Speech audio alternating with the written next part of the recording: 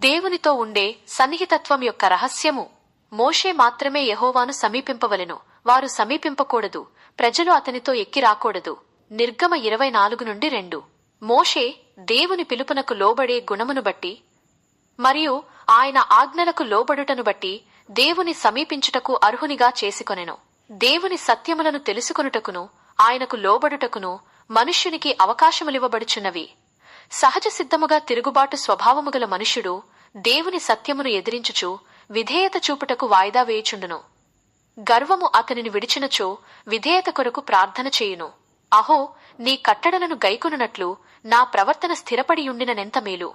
కీర్తన 119:5. సత్యమును తెలుసుకొని లోబడినప్పుడు మాత్రమే వచ్చేడి శక్తివంతమైన ఫలభరితమైన దేవుని జీవము మనలోనికి రాకుండానంతగా మనలో కొందరు తిరుగుబాటు తనమునకు అలవాటు పడిపోయారు. దేవుని సత్యమునకు లోబడుటకు తెలుసుకొనుటకు మనకందరికీ తరుణములివ్వబడుచున్నవి. దేవుని సత్యములను నీవెంత గ్రహింతువో, ఎంతగా లోబడుదువో అంతగా దేవుని మహాశక్తి నీలో క్రియచేయును. మానవుడు దేవుని పోలికగా సృజింపబడినాడు కనుక మానవునికి తన చుట్టూనున్న మానవులందరినీ మార్చు లోతైన సత్యములను గ్రహించగల సామర్థ్యమున్నది.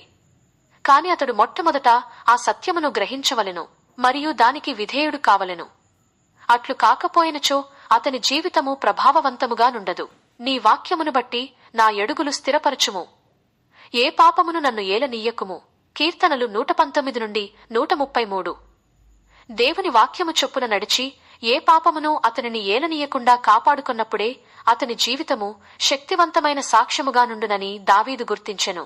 దేవా, నన్ను దీవించుము దీవించుము అని ప్రార్థించుట తప్ప దానికి బదులు దేవా, నాకు విధేయతతో నిండిన ఆత్మను దయచేయుము, నేను విధేయుడనై ఉండునట్లుగా నేర్పించుము అని ప్రార్థించుట మనకు తగియున్నది.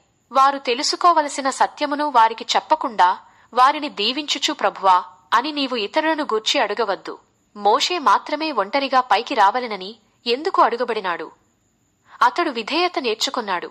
అతడు దేవుని పిలుపునంగీకరించి విధేయుడగుటకు తన్ను తాను అప్పగించుకొనెను. ప్రతి చిన్న విషయానికి ఎందుకాయన నేనేమి చేయవలెను అనియు నేనేమి చెప్పవలెను అని అడగడానికి దేవుని దగ్గరకు వెళ్లాడు. తన జ్ఞానము సరిపోదని అతడు గ్రహించాడు.